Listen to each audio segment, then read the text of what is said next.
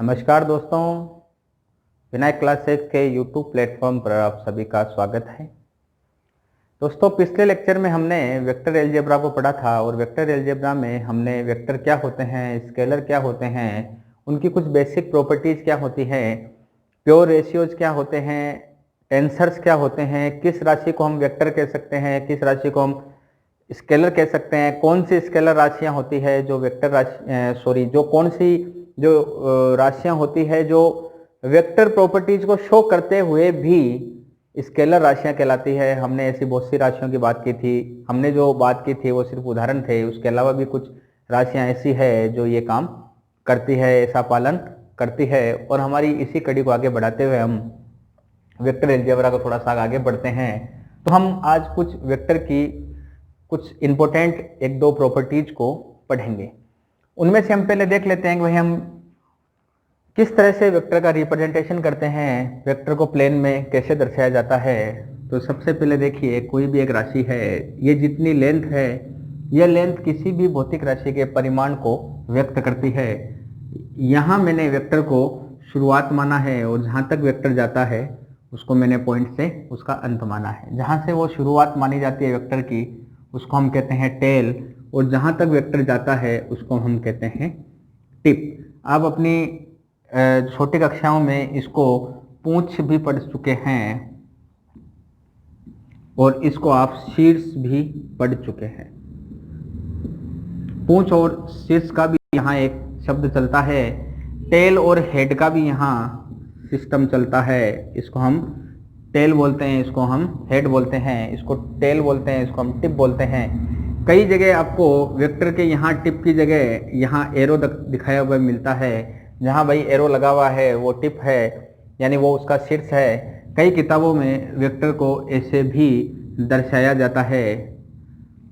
और वेक्टर को नामकरण जब हम करते हैं तो ये मानो वेक्टर है तो इस वेक्टर का नाम है ए और इस वेक्टर का नाम भी है ए। तो इसको लिखने का तरीका है कि भाई ये वेक्टर है और ये इसका इतना परिमाण है, तो इसको हम बराबर लिख सकते हैं वेक्टर ए।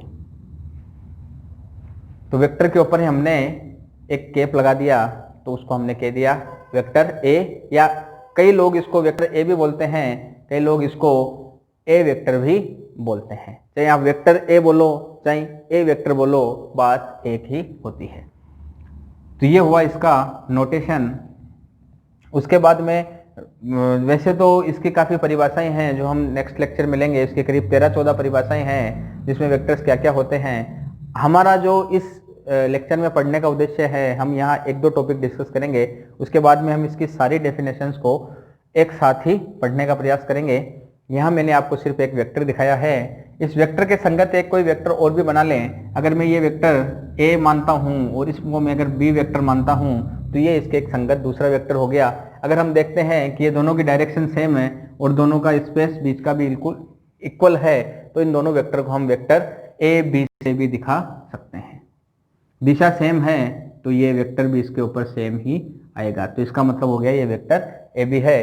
तो इस तरह का काम भी हम कर सकते हैं। इस तरह के हम आगे की प्रॉपर्टीज जो हैं वो अगली वाली क्लासों में डिस्कस करेंगे। तो यहाँ आज हम जो है वेक्टर की कुल दो इंपॉर्टेंट प्रॉपर्टीज हैं, तो हम उन दो इंपॉर्टेंट प्रॉपर्टीज को शो करेंगे या उन दो इंपॉर्टेंट प्रॉपर्टीज को ही पढ़ने का काम करेंगे।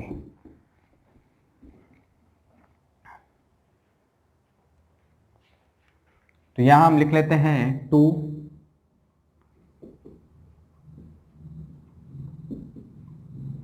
इंपॉर्टेंट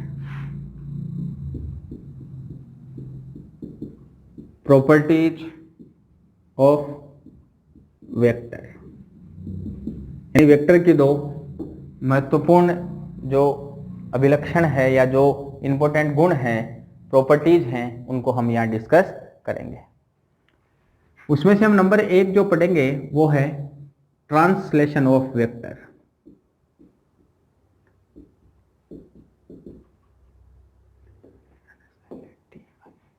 ट्रांसलेशन ऑफ वेक्टर यानी सदिश का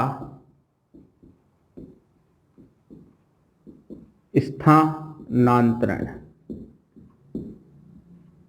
यानी कि सदिश का स्थानांतरण, यानी सदिश को कैसे स्थानांतरित कर सकते हैं। देखिए सदिश को स्थानांतरित करने का एक सिंपल सा तरीका है। यदि सदिश एक ही प्लेन में बैठा है तो आप सदिश को उस प्लेन के रिगार्ड, यानी उस प्लेन में कहीं भी उसके समानांतर आगे या पीछे ले जा सकते हैं, जिससे सदिश के मान में कोई परिवर्तन नहीं आता है, ना ही उसकी दिशा में परिवर्तन आता है।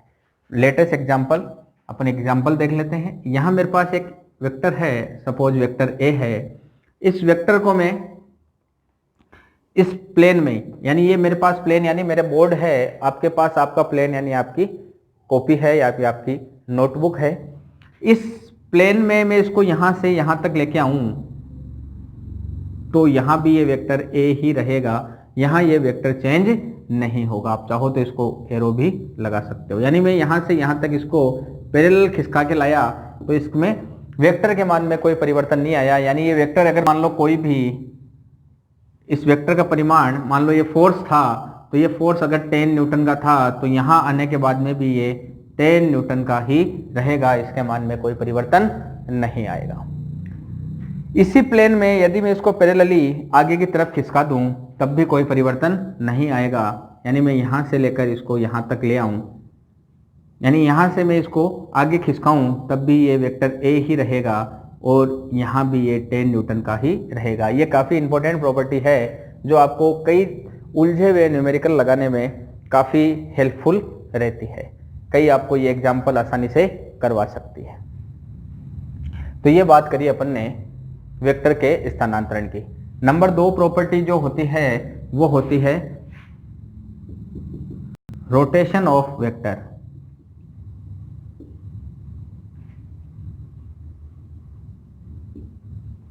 रोटेशन ऑफ वेक्टर यानी सदिश का घूर्णन।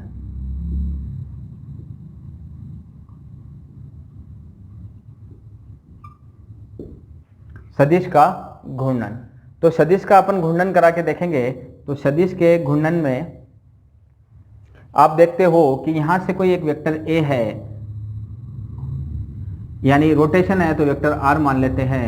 यहां से एक वेक्टर आर है और आपने वेक्टर आर को घूर्णन कराना शुरू किया। आप घूर्णन करा के यहां तक ले आए, यानी आप 2 पाई रेडियन या इसको 360 डिग्री आप घुमा के ले आए तो सदिश के मान में कोई परिवर्तन नहीं आया। लेकिन यदि आपका रोटेटिंग वेक्टर आर यहाँ है और आपने इस बार रोटेशन जो है वो π/2 कराया है, यानी आपने इसको 90 डिग्री तक रोटेट कराया है, यानी ये यहाँ था और आपने इसको रोटेट कराकर आप इसको यहाँ ले आए और आपके पास एंगल जो है वो बना 90 डिग्री। तो क्या अब ये और ये दोनों बराबर होंगे? जी नहीं, ये आर वेक्टर और ये आर वेक्टर कभी भी बराबर नहीं हो सकते। इसका कारण क्या है कि मैग्नीट्यूड तो इनका सेम रहा। देखिए यहां अगर बात करूं तो आर वापस घूमकर यहीं आ गया, इसका मैग्नीट्यूड भी वही रहा, और जब ये जहां से शुरू हुआ था और वापस वहीं आ गया, इसका मतलब इसकी दिशा भी वही रही। लेकिन यहां अगर मैं बात करूं तो मैंने यहां इसका वेक्टर था उसको मैं घुमाकर नीचे ले आया तो इसका मैग्नीट्यूड तो वही रहा लेकिन इसकी दिशा नहीं रही। सपोज ये अगर मानो नॉर्थ डायरेक्शन में था तो ये अब ईस्ट डायरेक्शन में आ गया है, यानी कोई चीज जो है वो नॉर्थ में जाना चाहती थी वो अब कहां आ गई है? ईस्ट में आ गई है, अब वो नॉर्थ में नहीं रही है। अगर इसको मैं एग्जांपल के तौर पर बात करूं तो भाई हमारे से जो जयपुर है वो पूर्व दिशा में 100 किलोमीटर है। आप अगर यदि पूर्व दिशा में 100 किलोमीटर जाएंगे तो आप जयपुर शहर पहुंच जाएंगे। चलिए ठीक बात है। लेकिन यदि कोई आदमी ईस्ट दिशा के अंदर, यानी ये कह सकते हैं उत्तर दिशा में, यदि वो 100 किलोमीटर चलता है, उत्तर दिशा की तरफ मुंह करके यदि वो 100 किलोमीटर चलता है तो सोच के बताइए क्या वो कभी जयपुर पहुंच पाएगा? जी नहीं। 100 किलोमीटर चलने के बाद में वो जयपुर नहीं पहुंचेगा, वो 100 किलोमीटर चलने के बाद में कहीं अन्य दूसरे शहर ही पहुंच जाएगा। इसका मतलब परिमाण बराबर तो है लेकिन दिशाएं बराबर नहीं है। इसका मतलब अगर आप 2 पाई और 2 पाई के मल्टीपल्स यानी 4 पाई, 6 पाई, 8 पाई इस तरह से यदि आप घूर्णन कराते हो तब तो सदिश की दिशा व परिमाण वही रहते हैं, परिवर्तित नहीं होते हैं। लेकिन यदि आप 2 पाई के अलावा कहीं भी घूर्णन करवाते हो तो सदिश की दिशा में परिवर्तन आवश्यक रूप से आ जाएगा। तो ये एक बहुत ही इंपॉर्टेंट प्रॉपर्टी अपन ने यहां डिस्कस करी है। अब जो हम बात करना चाहते हैं वो बात है, इन दो प्रॉपर्टीज को कहीं ना कहीं हम यूज करते हैं, और यूज करने के बाद में नेक्स्ट जो प्रॉपर्टी हमारे को पढ़नी है वो है एंगल बिटवीन टू वेक्टर्स।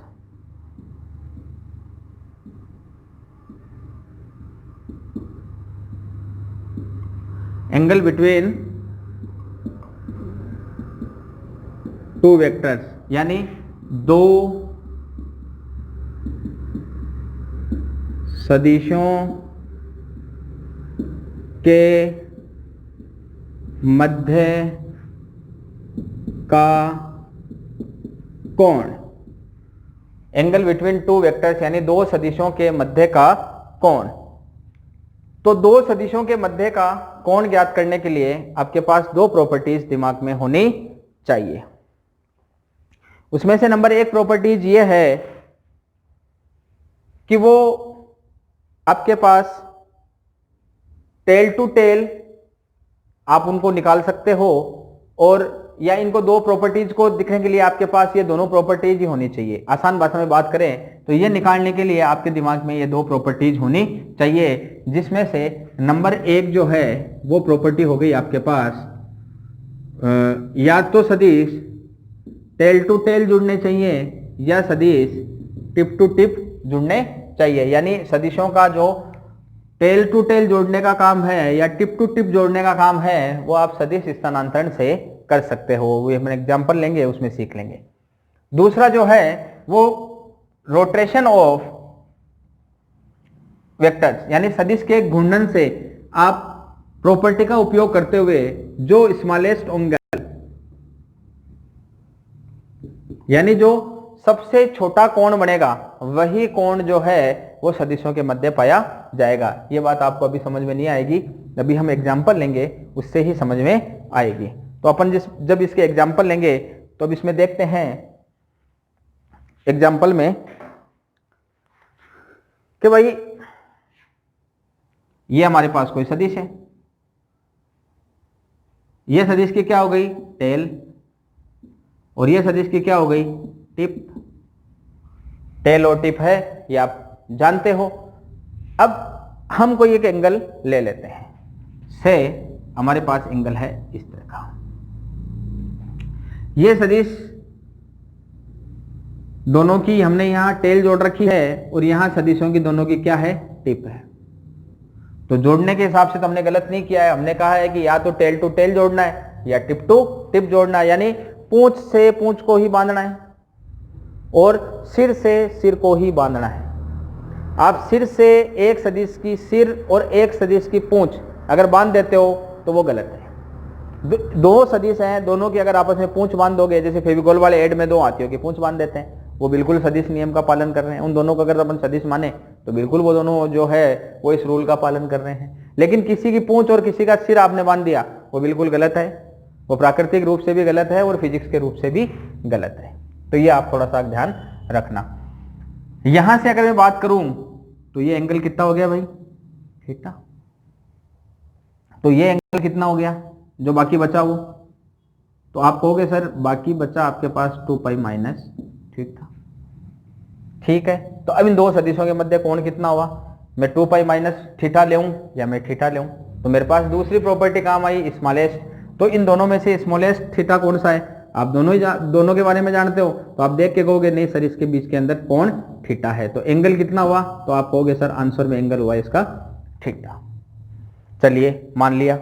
दोनों सदिश कौन कौन से हुए, तो माना कि ये एक सदिश बी है और सदिश बी के साथ कोण कौन बना रहा है, तो आप कहोगे सदिश बी के साथ कौन बना रहा है सदिश ए। तो इनके बीच में कोण कितना हुआ थीटा। ठीक है, अब इसकी कुछ 2 एक 3 एक प्रॉपर्टीज हैं, वो 2-3 प्रॉपर्टी भी हमारे को पता होनी चाहिए। ये सदिश ए है और ये सदिश बी है, यदि ये दोनों सदिश एक दूसरे के पैरेलल आ जाएं तब क्या रहेगा, तो ये दोनों सदिश एक दूसरे के पैरेलल गए। यहां सदिश बी है और इसके बिल्कुल पैरेलल सदिश ए है। दो सदिश पैरेलल है, आगे जाकर कभी एक दूसरे को नहीं काटेंगे, तो इनके बीच में एंगल कितना होना चाहिए? तो आप सभी जानते हो सर, एंगल थीटा बराबर होना चाहिए 0 डिग्री। तो जब एंगल थीटा बराबर क्या होना चाहिए आपके पास? 0 डिग्री, तब वो दोनों सदिश कौन से कहलाएंगे? पैरेलल वेक्टर, यानी समांतर सदिश।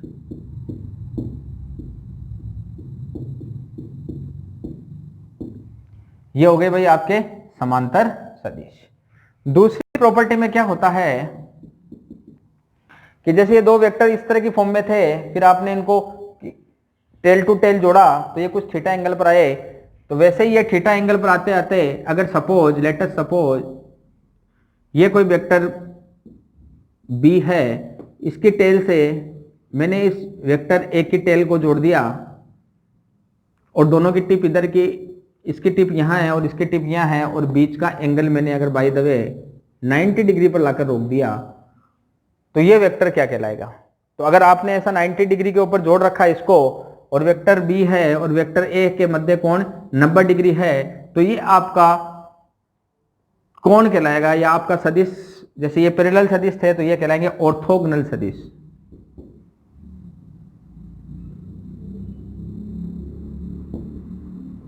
हमारे फिजिक्स में इस ऑर्थोगोनल वेक्टर के काफी यूज है।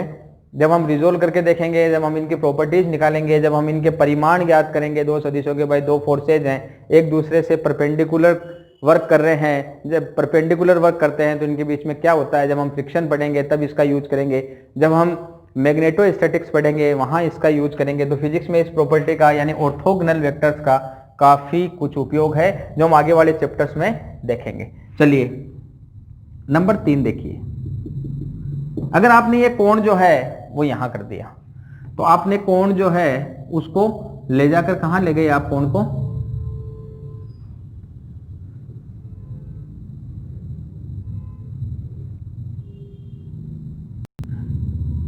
यहां ले गए भाई। सपोज ये वेक्टर बी आपने यहीं छोड़ा और इस वेक्टर ए को आप यहां ले गए, और कोण अब आपका कितना है? 90 से ज्यादा ये अधिक कोण है। और ये कोण कितना बच रहा आपके? जो बचा वो कितना कोण हो गया आपके पास? तो ऑब्वियसली वो कोण कितना हो गया? जितना बचा उतना हो गया। यानी पूरा कोण कितना बनाएगा यहां से यहां तक आने में? तो ये बनाएगा 360, तो 2 पाई माइनस थीटा, और ये कितना हो गया? थीटा। अब अगर इस कोण को मैं थोड़ा सा और नीचे झुका दूं, तो और नीचे झुकाने पर यह कोण कितना बन जाएगा? बिल्कुल बीच में ये बी वेक्टर,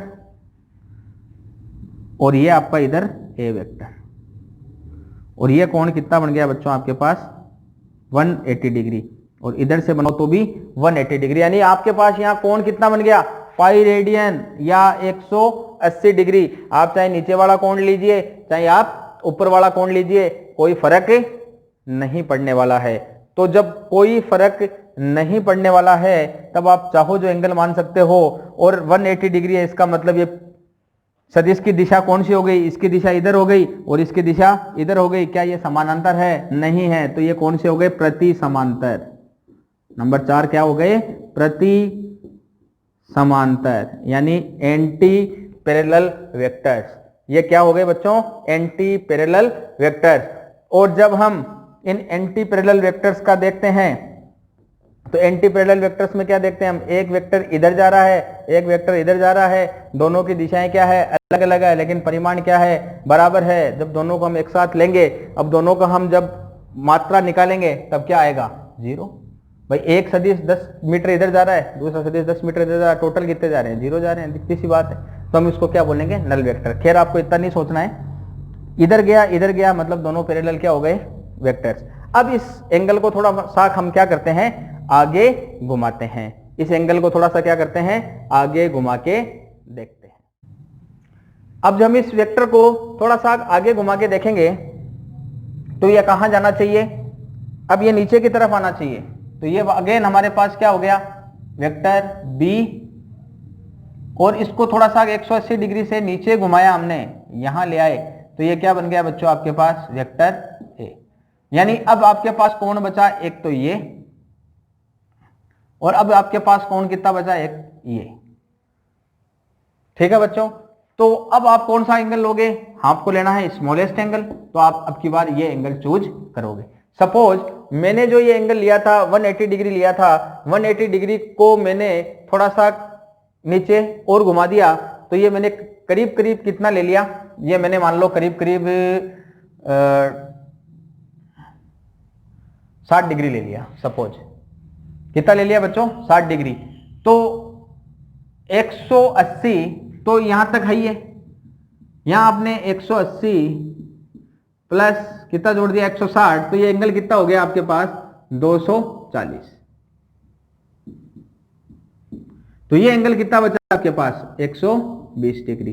तो आप इस प्रॉपर्टी से रोटेशन, आप रोटेशन तो कर रहे हो वेक्टर्स का, तो रोटेशन वाली प्रॉपर्टी से आप कौन सा एंगल चूज करोगे? तो आप एंगल चूज करो स्मॉलेस्ट एंगल, यानी इन दो दो वेक्टर्स के बीच में एंगल कितना लोगे आप? 120 डिग्री। तो आंसर आपका 240 नहीं होगा, इस बार आपका आंसर 120 होगा, क्योंकि हमारे को सबसे छोटा एंगल लेना है।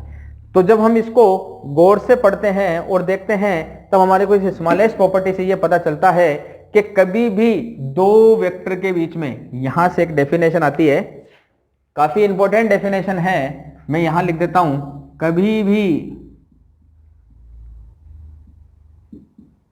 दो सदिशों के मध्य कोण 180 डिग्री से ज्यादा नहीं होगा। अर्थात हम कह सकते हैं 0 degree is less than equal to theta is less than equal to 180 degree. ये आपके पास वेरी वेरी इंपॉर्टेंट प्रॉपर्टी है। ये प्रॉपर्टी आपको न्यूमेरिकल लगाने में और आगे के कंसेप्ट समझने में काफी कुछ हेल्पफुल रहेगी, तो आपको हमेशा ये याद रखना है। अगर आप इसको याद नहीं रखते हो तो आपके काफी दिक्कत होगी, तो आपको हमेशा ध्यान रखना है। कई बार आपको प्रश्न दिया हुआ रहेगा, कंसेप्ट दी हुई रहेगी, यदि दो सदिशों के मध्य कोण 240 डिग्री है तो क्या ये बात, या दो सदिशों के मध्य कोण 240 डिग्री दिया हुआ है तो बताइए कथन सत्य है या असत्य है? तो बिल्कुल, अगर दो सदिशों के मध्य कोण 240 डिग्री दिया हुआ है तो कथन असत्य होगा। या इस प्रश्न को घुमाकर उल्टा भी पूछ सकते हैं, दो सदिशों के मध्य दिया हुआ कोण 240 डिग्री है तो बताइए सदिशों के मध्य कोण कितना होना चाहिए? क्या ये या अन्य कोण आप ज्ञात कीजिए। तो अन्य कोण आपको सीधा सा पता है, 240 डिग्री दिया हुआ है, अन्य कोण बचेगा 120 डिग्री। जब आप दोनों को कंपेयर करोगे तो आपको स्मॉलेस्ट एंगल लेना है, तो स्मॉलेस्ट एंगल कितना बनेगा? 20 डिग्री। कई बार आपको फंसाने के पर्पज से कई सवाल भी पूछे जाते हैं, तो अपन उन सवालों को भी देख लेते हैं, जब तक आप इसका एक स्क्रीनशॉट ले लीजिए। अब अपन देखते हैं कि वो दो जो सवाल हैं वो किस तरह से पूछ सकता है अगला, अपने को फंसाने के लिए काफी ट्रिकी सवाल बना सकता है जिनमें हम फंस जाते हैं आसानी से। तो वो भी एक एग्जांपल हम देख लेते हैं।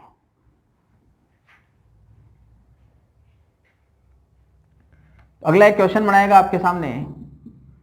अगला देगा आपको, ये कोई एक वेक्टर ए दे दिया और यहां कोई आपको एक वेक्टर बी दे देगा।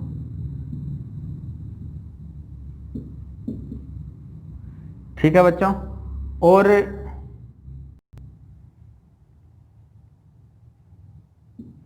ये कोई एंगल आपको दे रखा है। तो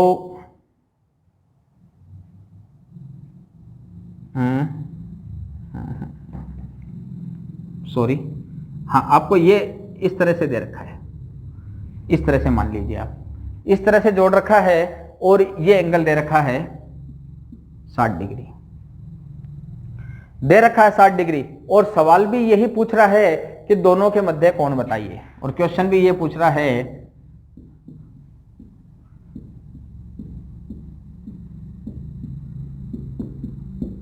कोण ज्ञात कीजिए। पहली बार तो जब आप ये सवाल पढ़ेंगे तो आपको लगेगा यार ये क्या सवाल है, अगले ने कोण दे रखा है और कोण ही पूछ रहा है। अगले ने कोण दे रखा है 60 डिग्री, अंधा है क्या अगला? अगले ने 60 डिग्री कोण दे रखा है और हमारे को वापस परेशान करने के लिए प्रश्न दे दिया कि दोनों के मध्य कोण ज्ञात कीजिए। क्योंकि आप इतनी जल्दीबाजी करते हो अपने सवाल को देखने में, इतना पेशेंस लेस हो जाते हो आप कि आप बहरहाल तो सवाल को ढंग से देखते ही नहीं हो। जब हम इसको गौर से देखेंगे तो क्या ये हमारी पहली प्रॉपर्टी जो हमने लिखी थी, पहली प्रॉपर्टी हमने लिखी थी, या तो हमारे पास वो टेल टू टेल होना चाहिए या हमारे पास वो टिप टू टिप होना चाहिए। क्या ये हमारे पास टेल टू टेल है? नहीं है। इसकी टेल यहां पड़ी है, इसकी टेल यहां पड़ी है, नहीं है गुरुजी। क्या ये हेड टू हेड है? नहीं है। इसका हेड यहां है, इसका हेड यहां है। तो फिर भाई आप जब टिप टू टिप ही नहीं है, हेड टू हेड ही नहीं है, तो दोनों के मध्य कोण ज्ञात करने वाली बात ही कैसे कर सकते हो? सही बात है ये तो आप क्या करोगे? कोण ज्ञात कैसे किया जाए? तो कोण ज्ञात करने के लिए आप क्या करोगे? सदिश स्थानांतरण को काम में लोगे। तो सदिश स्थानांतरण को काम में लोगे तो इस सदिश को यहां से उठाकर अपन इस पैरेलल प्लेन में कहीं भी ले जाएं, यहां तक ले जाएं, चाहे इसको यहां से यहां तक ले जाएं, कोई फर्क नहीं पड़ने वाला है। तो मैं इसको यहां से उठाकर यहां ले आता हूं। अब यह सदिश यहां से उठकर यहां चला गया, बी वेक्टर। कोई दिक्कत? कोई दिक्कत नहीं है। ये एंगल कितना था भाई आपके पास? ये एंगल से 60 डिग्री दिया हुआ था, तो ये एंगल कितना हो जाएगा? Pi minus 60 degree. तो 180 में से 60 गया, कितना बचा आपके पास? ये एंगल 120 डिग्री। 120 डिग्री, या आप इसको 2π/3 कह सकते हो। 120 डिग्री कह दो, चाहे 2π/3 कह दो। हमने किया क्या? सिर्फ इसको यहां से इस ट्रांसफर जो प्रॉपर्टी है, ट्रांजिशन ऑफ वेक्टर की जो प्रॉपर्टी है, उसका उपयोग किया और ऊपर ले गए। कोई समस्या? कोई समस्या नहीं है। तो इस प्रॉपर्टी से हमने दोनों के मध्य का कोण ज्ञात कर लिया है। ठीक उसी तरह से एक प्रश्न आपको फंसाने के लिए अगला और भी दे सकता है। वो प्रश्न इस तरह से दे सकता है, से इनके बीच का कोण है 45 डिग्री। प्रश्न अभी भी यही है, दोनों के मध्य कोण ज्ञात कीजिए। फिर से आप जल्दीबाजी करोगे और सोचोगे सर 45 डिग्री है, लेकिन इस बार आपकी जल्दीबाजी भी सही है। किस्मत से आंसर 45 डिग्री ही है, लेकिन क्यों? तो क्यों का मतलब यह है कि भाई हमारी पहली प्रॉपर्टी है, या तो टेल टू टेल होना चाहिए या हेड टू हेड होना चाहिए। क्या ये हेड टू हेड है? बिल्कुल है। टेल टू टेल नहीं है, कोई बात नहीं, हेड टू हेड है। इसको हमने टेल टू टेल किया, लेकिन इसको करने की जरूरत नहीं है, ऑलरेडी हेड टू हेड है। तो हमारे पास कितने डिग्री का आंसर कितने डिग्री आएगा? 45 डिग्री ही आंसर आएगा। तो इस तरह से हमने दो एंगल के बीच, दो सदिशों के बीच एंगल तैयार किया और इसी तरह से हमने दो इंपॉर्टेंट प्रॉपर्टीज पढ़ी। मैं अगेन आपसे यही कहना चाहूंगा कि आप अपनी थ्योरी स्ट्रॉन्ग कीजिए, आप अपनी ये जो बेसिक चीजें हैं इनको स्ट्रॉन्ग कीजिए। न्यूमेरिकल्स आपके सिर्फ एक थ्योरी का चेक होता है, न्यूमेरिकल्स कोई स्पेशल नहीं होते हैं। आप यदि सिर्फ न्यूमेरिकल्स पढ़ते हैं, आपकी थ्योरी स्ट्रॉन्ग नहीं है, तो आपके वो न्यूमेरिकल्स किसी काम नहीं आएंगे। इसलिए आप पहले अपनी थ्योरी स्ट्रॉन्ग कीजिए, ताकि आपके एकदम कंसेप्ट सब सारे क्लियर हो जाएंगे, तो आप न्यूमेरिकल्स को आसानी से कर सकते हो। इसका एग्जाम्पल अभी हमने देखे हैं, तो यहाँ हमारी जो पढ़ी हुई थ्योरी है वही हमने लगाई है और आसानी से क्वेश्चन इजी वे के हमने आंसर निकाले हैं। और आप जो एग्जाम देने जा रहे हो, डिफेंस का एग्जाम जो देने जा रहे हो, उस डिफेंस एग्जाम में इस तरह के क्वेश्चन जो हैं वो काफी इंपॉर्टेंट है, क्योंकि आपको टाइम शॉर्ट दिया जाता है। शॉर्ट टाइम में आपका आईक्यू कितना जल्दी काम करता है, आपकी थ्योरी कितनी स्ट्रांग है, उसी के ऊपर क्वेश्चन पूछे जाते हैं। आगे की क्लासेज में हम वेक्टर्स की कुछ डेफिनेशंस लेंगे, कुछ प्रॉपर्टीज लेंगे, उनको और भी आसानी से हम डिस्कस करेंगे और उनके भी कुछ एग्जांपल्स देखेंगे। धन्यवाद।